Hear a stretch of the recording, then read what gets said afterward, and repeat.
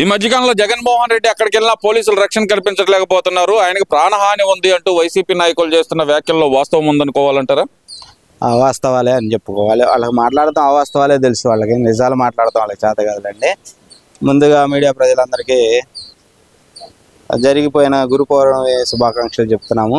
అలాగే ఇప్పుడు చెప్పిన మీరు అడిగిన ఒక ప్రశ్న అడిగారు, జగన్మోహన్ రెడ్డి గారికి ప్రాణహాని అని ఒక వైసీపీ నాయకులు అంటున్నారు. కాబట్టి దాని గురించి చిన్న విశ్లేషణ చెప్పుకున్నాం. మనం 2014-19లో చంద్రబాబు నాయుడు గారి పరిపాలనలో జరిగినప్పుడు మిమ్మల్ని చంద్రబాబు నాయుడు గారు ఎలా ట్రీట్ చేశారు ఒక ప్రతిపక్ష నాయకుడు. కానీ అప్పటికి మీరు ఎలక్షన్లో గెలిచినా గెలవపోయినా మీకు మీ నాన్నగారి అధికారాన్ని బట్టి మీకు ప్రతిపక్ష హోదా ఇచ్చి మీరు ఎక్కడికి వెళ్ళినా మీరు ఏ పాదయాత్రలు చేసినా మీకు అన్ని సదుపాయాలు కల్పించి ప్రజలలో ఇబ్బంది పడకుండా చేశారు చంద్రబాబు.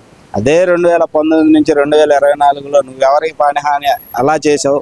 నీ వల్ల ప్రాణహాని ఉంది. ప్రజలకు కానీ నాయకులకు కానీ కార్యకర్తలకు కానీ నీ వల్ల ఉంది ప్రాణహాని. జగన్మోహన్ రెడ్డి గారు వినండి, నేను చెప్పేది పూర్తిగా. మీరు చూస్తారనుకుంటారో లేకపోతే వైసీపీ నాయకులు చూస్తారో, నేను అడిగే మాట నేను పబ్లిక్గానే మాట్లాడుతున్నాను, ఉన్న విషయం అడుగుతున్నాను. 2019 నుంచి 2024 వరకు మేము అసలు ఎవరిని అడ్డుకోలేదు అనేది జగన్మోహన్ రెడ్డి వాదన. అందరినీ ప్రశాంతంగా వదిలేసాం, ప్రశాంతంగా తిరిగారు కాబట్టి ఇప్పుడు ఇలా రెచ్చిపోతున్నారు అంటున్నారు కదా. మరి 2019-24లో ప్రశాంతంగా తిరిగారు అని ప్రజలు కూడా చెప్పరు. ఎందుకంటే దొంగజాటుగా అవతల పార్టీ వ్యక్తి ఎవరన్నా మాట్లాడుతున్నాడంటే వాడు ఈ రోజు మధ్యాహ్నం ఒక సెంటర్లో కనపడ్డాడండి, ఒక వారం రోజులు వాడు ఇంట్లో కూడా కనపడ్డు. మళ్ళీ వాడు 3 నెలల దాకా వాడు ఇంట్లో పోషించుకోవడానికి ఒకళ్ళ మీద ఆధారపడేలా స్థితిలో తీసుకొచ్చారండి జగన్మోహన్ రెడ్డి గారు. మీకు ప్రాణహాని ఉందంటే జనాలు నమ్మే స్థితిలో లేరు. ఒక రకంగా చెప్పాలంటే మీ వల్లే జనాలకి ప్రాణహాని. ఎందుకంటారా? మనుషుల్ని టైర్లు ఎక్కించి చంపేయగలరు, పోలీస్ స్టేషన్కి తీసుకెళ్ళి కర్రలు పెట్టి కొట్టించగలరు, అవసరమైతే గొడ్డలతో నరికి కూడా మీరు చంపేసి పక్కళ్ళ మీద నెట్టే క్యాపబిలిటీ ఉన్న వ్యక్తి. కాబట్టి మీకు ప్రాణహాని ఉందంటే ప్రజలు ఎవరు నమ్మరు కూడా. జగన్కు వస్తున్న జన సందోహం చూసి తట్టుకోలేక చంద్రబాబు నాయుడు గారు కుట్రలు చేస్తున్నారు, ఆయన పర్యటనకు అనుమతి ఇవ్వట్లేదు అనేది మరి వైసీపీ నాయకుల వాదన. మరి దాన్ని ఒప్పుకుంటారా? మీరు చెప్పిన దానికి చిన్న విశ్లేషణ ఇస్తానండి. ఎక్కడో వద్దు, బంగారుపల్లి ఐడియా ఉంది. బంగారుపల్లి రోడ్ షో ఆయన వెళ్ళాడు మామిడి రైతుల్ని పరామర్శించడానికి, మామిడికాయ రైతుల్ని. వాస్తవం చెప్పాలంటే సీజన్ అయిపోయింది, మామిడికాయ సీజన్ అయిపోయింది, అవునా? ఆ బంగారుపల్లిలో ఏ నియోజకవర్గం అయితే పొత్తూరు నియోజకవర్గం అనుకుంటుంది. పొత్తూరు నియోజకవర్గం మాజీ ఎమ్మెల్యే ఒక ఆయన ఉన్నాడు, చెన్నూరి ప్రతాప్ రెడ్డి గారు ఎవరో అన్నగారు ఉన్నారు. పాపం ఆయన జగన్ గారికి వేరే అభిమాని. పాపం జగన్ గారికి ఏదో పాపం సానుభూతి సంపాదిద్దామని ఆయన తోటలో కాయలన్నీ ఒక 5 టాటర్లు ఎక్కించి పాపం రోడ్డు మీద పడుచుకుంటూ వెళ్తే నిజమైన నాయకుడు. రైతులు నిజంగానే మామిడికాయలు కొట్టుకుని వెళ్ళను, నువ్వు వాటిని తొక్కుంటూ వెళ్తావా?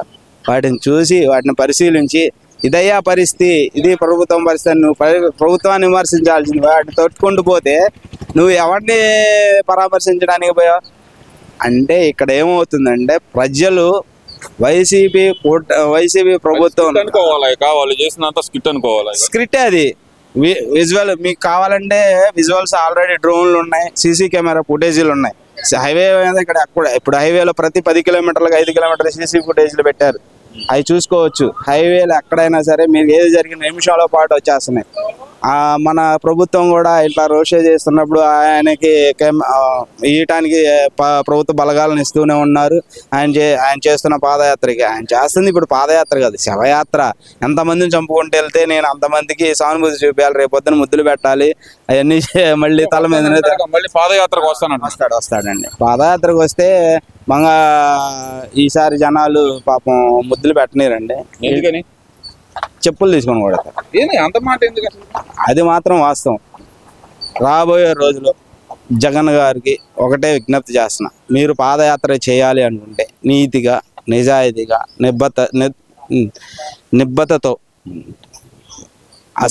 నిబద్ధతతో కరెక్ట్గా అన్ని సవ్యంగా నేను ఇదిగో ఇది చేస్తాను అని ప్రజల్లోకి వచ్చి నమ్మకం కుదిరించుకోగలిగితేనే నెక్స్ట్ ఇంకా ఈ 11 సీట్లు అయినా ఉంటాయి.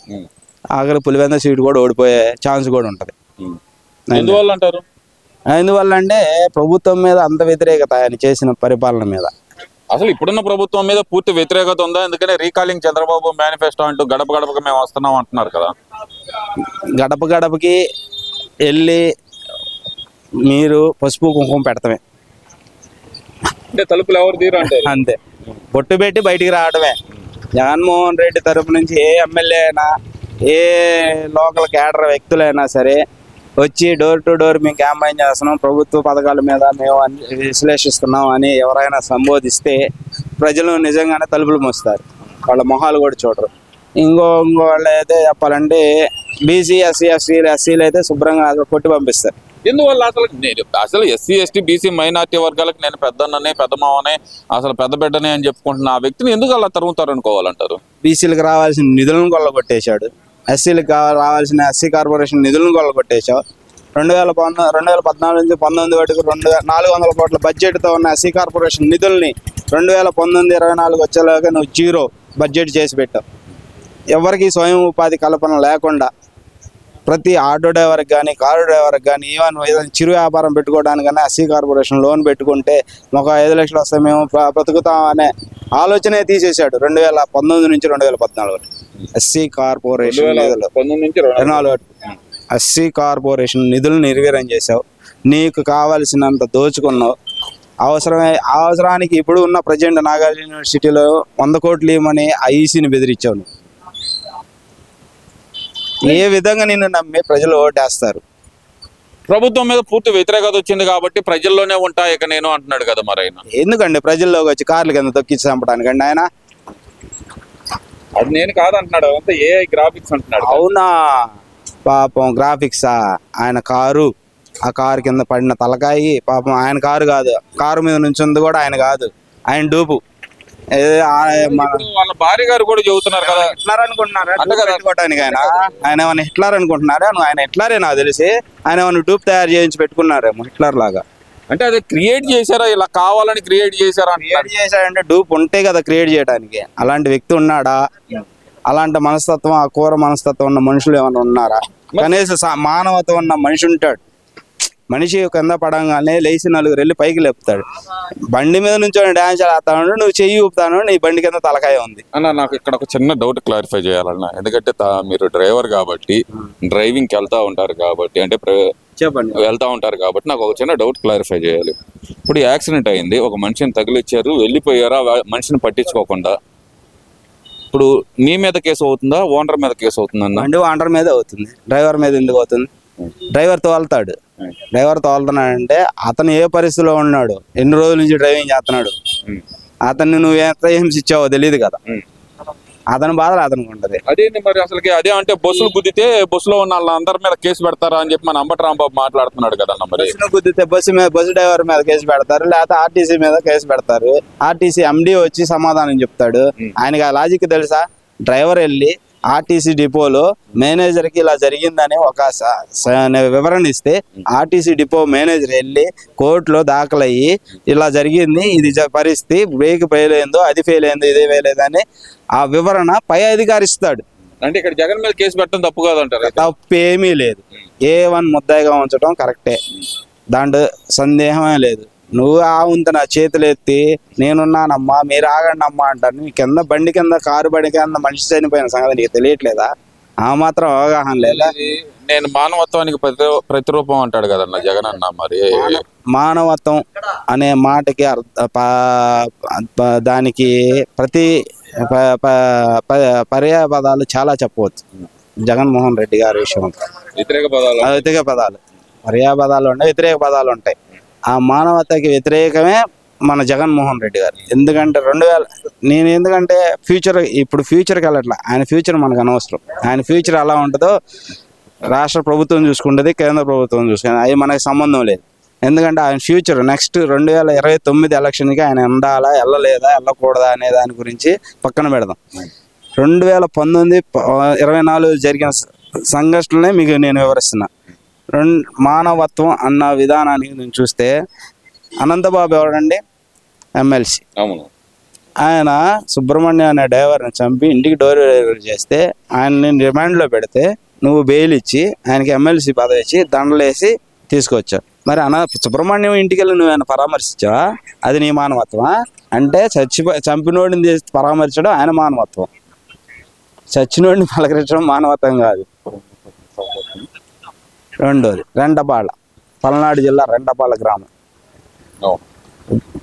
తెలుగులో అచ్చమైన తెలుగులో చెప్పాలంటే అహంకారం, కళ్ళ కొవ్వు, డబ్బు మదం అహంకారం పట్టి బెట్టింగ్ పెట్టి నీ మీద పెళ్ళాం పిల్లల్ని భార్య తల్లిదండ్రుల్ని నడి రోడ్డు మీద వదిలేసి ఏడో పురుగుల మందు తాగేసేస్తే వాడిని పరామర్శించడానికి సంవత్సరం తర్వాత వెళ్ళావు. చచ్చిపోయినప్పుడు గుర్తు రాలేదా? నీ మానవత్వం ఏమైంది సంవత్సరం తర్వాత వచ్చిందా? అంటే నీకు ఓడిపోయిన తర్వాత, నీ పదవి పోయిన తర్వాత నీ మానవత్వం అప్పుడు నిద్రలేసిందా? 5 సంవత్సరాలు నీ అహంకారం నీ కళ్ళల్లో కండకి కండబట్టింది, కళ్ళకి ఆయనకి. ఏది సీఎం అనే పదవి, అహంకారం అనేది పట్టుకొని నేనే చేసినా చెల్లిద్దని ప్రతి ఒక్కరిని డోర్ డెలివరీ, ఆఖరికి మాస్క్ అడిగిన నేరానికి సుధాకర్ గారి నడి రోడ్డు మీద పోలీసుల చేత కొట్టించిన మానవత్వం నీది ఒక మానవత్వం, నీకు మానవత విలువలు ఉన్నాయి. చల్లిని తెల్లిని నడి రోడ్డు మీద నీ మానవత్వం గురించి ఆయన మాట్లాడకూడదండి. మానవత్వం తప్పుపడిన మనుషులకు కూడా అది కించపరుస్తాడు.